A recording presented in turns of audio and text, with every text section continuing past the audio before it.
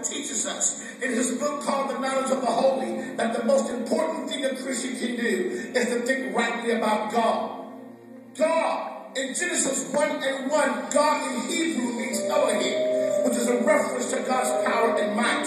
And Malachi 1:6, Lord in Hebrew is Adonai, which is a reference to the lordship of God. In Exodus 15:26, he's Jehovah Rapha, which means he's our healer.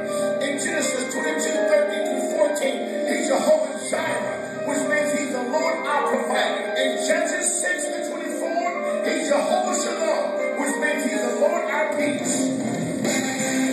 In the beginning was the Word, and the Word was with God.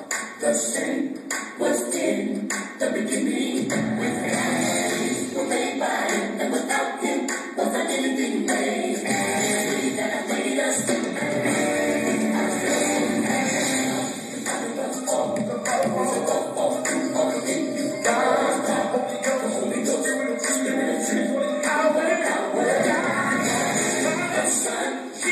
Jesus, the Savior.